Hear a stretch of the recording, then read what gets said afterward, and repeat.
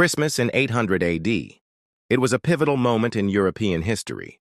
Charlemagne in Rome, crowned by Pope Leo III as Emperor of the Romans. This incident marks the birth of the Holy Roman Empire and reshapes the political landscape of medieval Europe, laying the foundation for centuries to come. The coronation of Charlemagne was not only the pinnacle of his personal power, it was also an important collaboration between the Pope and the secular authority. Leo III's choice to crown Charlemagne at this moment came with complex political and religious considerations. The Roman Church at that time was facing internal and external difficulties. The Pope needed a strong secular ally to strengthen his position, and Charlemagne, with his powerful military might and extensive influence, became the ideal choice. Through this coronation, the Pope not only strengthened his authority but also, to a certain extent, freed himself from the control of the Byzantine Empire. The choice of Christmas Day for the coronation at St. Peter's Basilica was deeply symbolic, a deliberate echo of the glorious history of the ancient Roman Empire. Now Charlemagne was crowned Emperor of the Romans, symbolizing the revival of the Western Roman Empire and announcing the birth of a new Christian empire. This not only strengthened Charlemagne's position in the Christian world, but also unified Europe under his leadership, providing him with legitimacy and religious support. From a political perspective, the impact of Charlemagne's coronation was profound. First, it established the Frankish kingdom's dominance in Europe, making it the central power in Western Europe.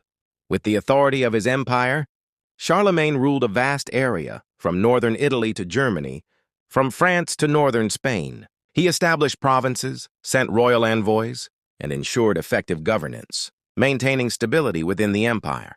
Secondly, this coronation laid the foundation for Europe's future political development. Charlemagne's empire was not only a massive military power, but also a complex political entity. Through feudalism and allegiance, he established a loose yet stable feudal system.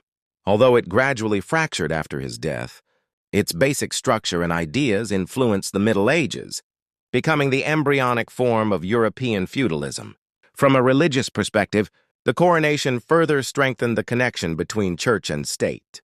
Through the ceremony, the Pope offered the Church's recognition, blessing, and legitimization of secular power. This not only reinforced the Pope's religious authority, but also justified the Church's role in political affairs. Charlemagne worked closely with the Church, using religion to consolidate his rule. This Church-Empire cooperation became a defining feature of medieval European politics. The coronation also had a significant impact on European culture.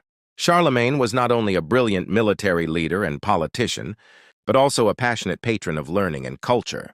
He established a palace school, inviting scholars from across Europe to his court, sparking the Carolingian Renaissance. During this period, Latin classics were widely copied and preserved, and academic research and cultural exchange reached unprecedented heights. Charlemagne's cultural policies not only elevated the intellectual level of the Frankish Empire, but also laid the groundwork for the later Renaissance.